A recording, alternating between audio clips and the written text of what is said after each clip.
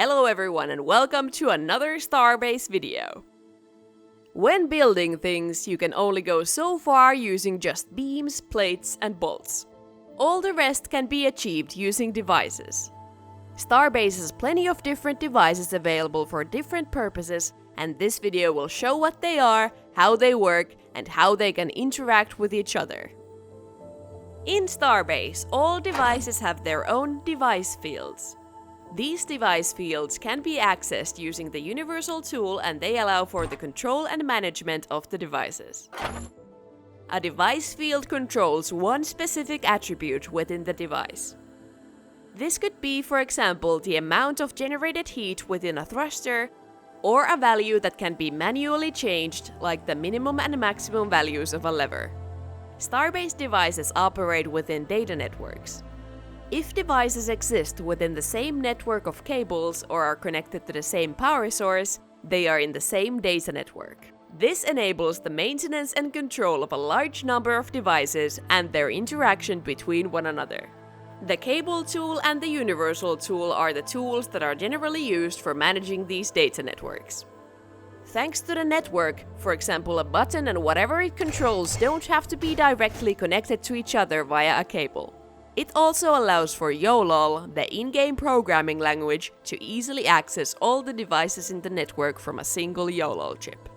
In some cases, it might be useful to separate the data network into different subnetworks. This can be done using the network relay device. A simple example of where it's needed is when you want one button to open two doors, but don't want either door's own buttons to affect them both, like in this example here. Speaking of buttons, let's take a look at some of the interactable devices available. In addition to different kinds of buttons, there are levers, lamps, chairs, crates, and so on. You can assign the buttons and levers to control whatever you wish using your Universal tool. Then there's the lamps, color and luminosity of which you can freely change from its device fields. Thus, you can easily program them to flash in different colors using a YOLOL chip. Then there's the category of base-mounted devices. They are devices that need to be mounted on a device base. There are device bases of different kinds and sizes available for different purposes, both fixed or rotating ones. Examples of base-mounted devices are the radio transmitter and receiver. They allow for wireless transfer of data. The transmitter sends a message to any receiver within the correct range. For the receiver to pick up the message, it has to be pointed at the direction of the transmitter. The receiver can be rotated to scan around for messages. One example of how these messages can be used is for programming your ship to autopilot by placing transmitters on stations and having your ship use its receiver to follow the message they're transmitting. Another base-mounted device is the rangefinder. The rangefinder functions as a laser pointer which reports the distance to the point it hits, whether it's an object or a player.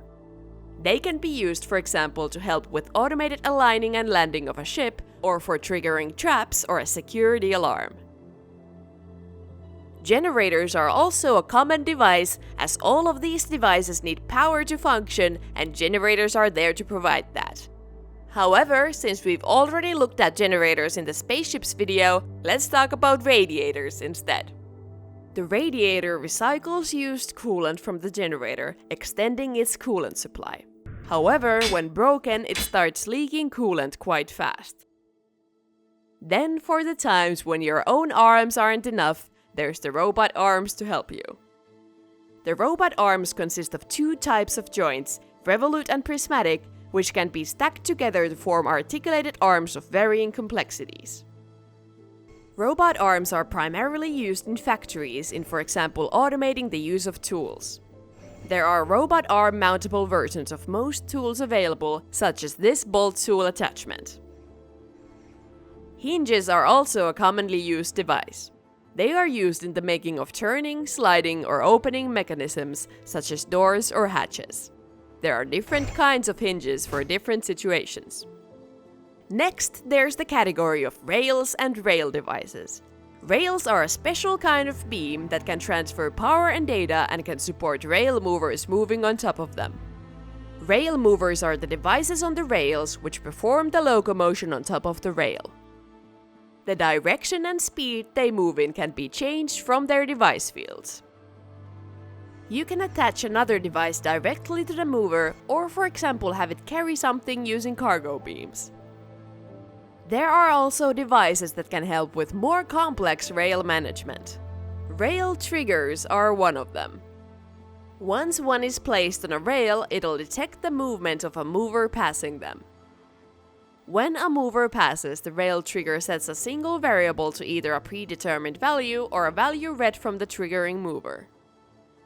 One could use the triggers, for example, to program the rail mover to change its direction once it hits a trigger. Sensor strips can also be placed on rails. They sense when a rail mover passes them and then send a message pinpointing the mover's position. They can be used, for example, for precise positioning of objects in a factory's assembly line. Then there's the rail network relay, which separates the rail into different subsections, much in the same manner as the network relay from earlier. It connects to the rail network like any other device, but only transmits data in one direction. These relays enable the creation of modular rail systems. In addition, when, for example, building your own spaceship, you'll probably have the need to display different kinds of information, whether it's the remaining fuel or ammo or something else. For these purposes, there are modular displays available that you can assign to display whatever information you want.